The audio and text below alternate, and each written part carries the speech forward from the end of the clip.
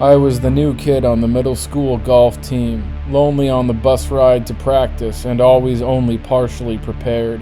My favorite ball was made by Callaway. They had a different feel. I didn't always play well. I didn't always try. My best friend was a portable CD player. On the bus ride to practice, I sat by myself and watched the trees go flying by. Our home field was called the Port. I've learned a bit about life and what's important since those times in high school golf. I've learned about what works and what doesn't. And while I don't know a ton about the sport, I do know that golf is an exercise of focus and aim. Two things which a human being must be willing to master if he wants to have success, peace, or growth in any walk of life. If I care too much, it's easy to mess up. If I don't care enough, the same is true. There's maybe no better metaphor than golf to illustrate the necessity of focus and aim, balance and precision. Golf is an outstanding opportunity to practice caring just the right amount, learning to want it, but without desperation. I think the generic golf ball symbolizes humility. There is something pure about it, especially while so many others appear to be committed to taking themselves so seriously. I can win without gloating. I can lose without taking it personally. When I carry myself with this serene, quiet confidence, detached from an outcome and without desperation, things work much better for me. Win or lose, I can handle it. I think this perspective is sorely lacking in our fast-paced culture, where arrogance acts as a counterfeit confidence.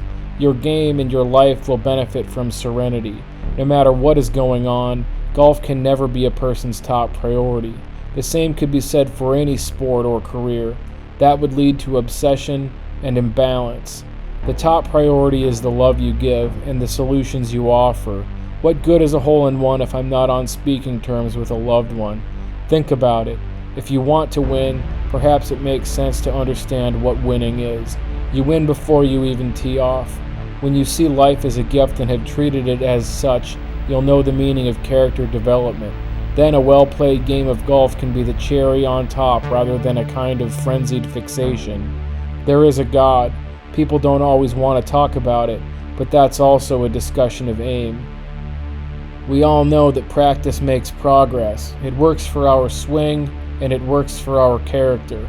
Improved conduct, improved sacrifice, improved aim. Maybe it makes sense to be of good character before I try to be a good musician or a good athlete, or whatever.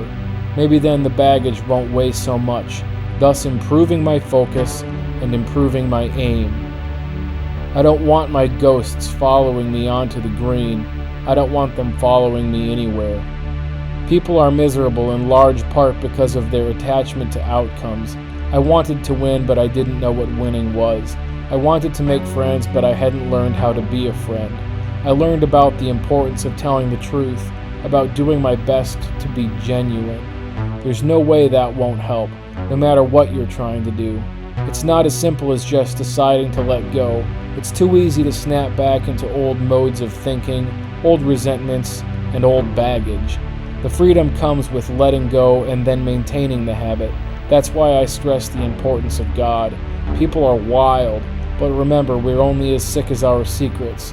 I'm committed to confessing wrongdoing and admitting my mistakes. Pride is poison. Any of us can let it go with the power of habitual surrender.